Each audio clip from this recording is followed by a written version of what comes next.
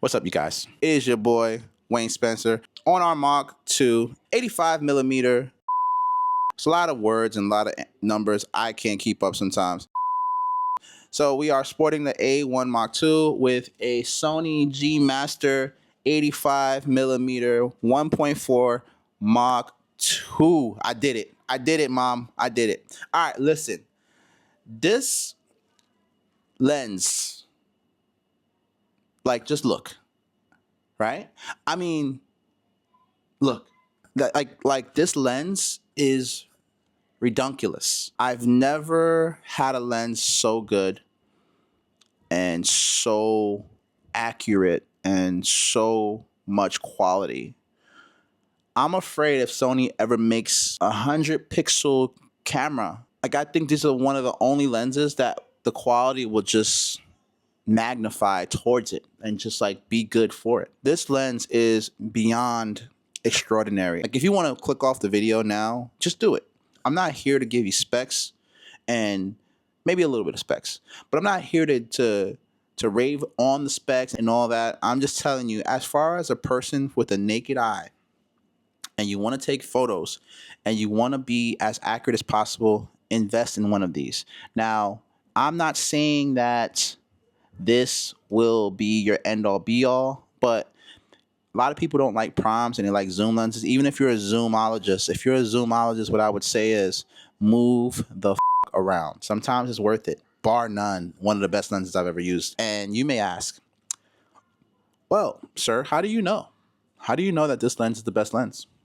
Well, I say that to say this to you, sir or madam. I've used, let's get into it.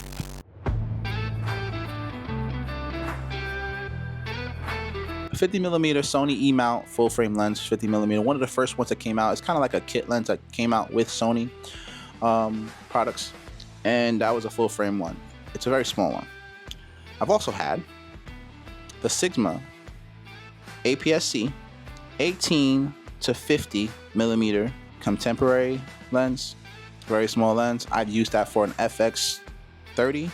I've also used it for an A6700. Two great cameras, by the way. And you're into the APS-C category. Obviously, we went to the big boy full frame. And I know people say that there's really no difference. There's a difference, okay? There is a difference. We're gonna get into the next lens I've used. I've used a Sigma 24-70 Mach 2.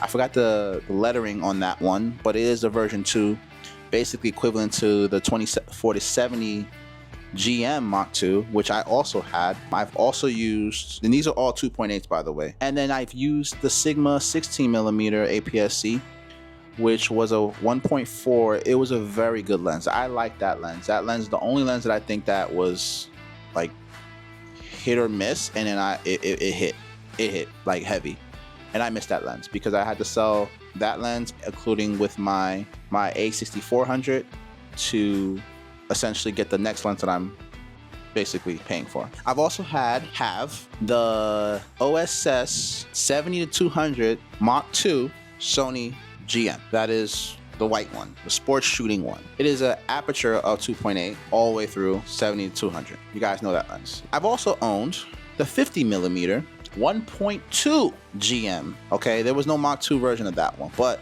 there is a 1.4 50 millimeter now, which the reviews that I have seen, that it's pretty much the same as a 1.2.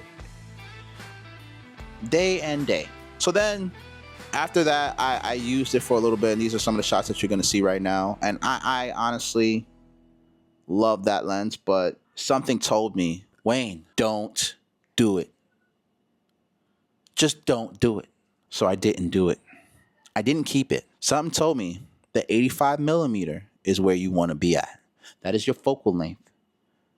Every shot I've taken with the 70-200, as far as portrait goes and pictures, I noticed that I've gone past the 80 meter mark. I've always zoomed in past 70 just a little bit. I never went to 200 because I realized how unstable it is. So I've always gone to 80 to maybe 100. And 100 was a little bit too much for me. And then 80, 85 was always good. So I noticed that. And honestly, a lens like this, I would just use it for pictures. So I'm not really thinking I'm going to use this for anything but the pictures, right? I get this lens and the experience I've had with this so far. That's the type of quality I think this lens gives. It's like one of those lenses that you can be a newbie like me and still somehow look official like them. You know who them are. The selfish guys that take all the jobs, that don't let you shoot any weddings, that won't go into their Rolodex and provide you with some information that may or may not be detrimental to their business while helping your business. Just give me the work, guy. Yeah, this lens is that type of lens. And this is without lighting, anything like that. These are all the shots I got without lighting, maybe a little bit of editing. But the quality, again, that it was able to capture and separate the person from the background, and little to no aberration. You know what I mean? I think every lens is going to have chromatic aberration. This has very minimal because of the focal length. I think that's why the focal length is 85, because it's that perfect median. It's a little bit past the eyes, what the eyes normally sees, which is at 50. Would I use this lens to do like a shooting video or talking head video? Yes, I would. And I will. And I'm going to.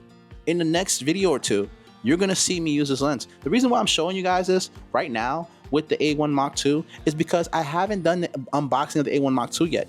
The video is coming out, okay? The reason why I'm not even unboxing it. I have the box in the closet and I told the story about how I got it. So the next time you guys see me use this, or if I get a new lens, maybe I'll use this camera again, maybe, and then we'll pop this on there. But one thing I don't want to do is, I know a lot of YouTubers and videographers and photographers and people of that nature, in order to show off things, they have to have multiple cameras. I have 2 cameras right now on me. One is the Osmo Pocket 3, which is a vlog camera, albeit, but look at the quality, guys, with the lighting that I have on here. It looks good. It looks pretty decent, 4K at least, you know what I mean? We got the Osmo Pocket over there, Tail Air, which is also decent, I hope. I don't know what that looks like right now. I don't know what that came out like. I might not even use it as a B-roll, but we'll see. I'm looking over there because it's there. This is supposed to be my B-roll camera, and this is going to be my A camera.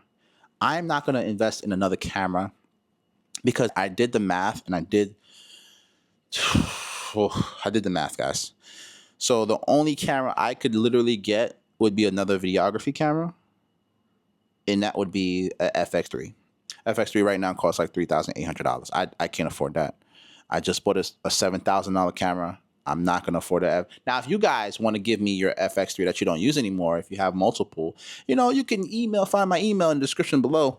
I'll put that there, and it will literally say, for camera dumpage, all right, email this right here.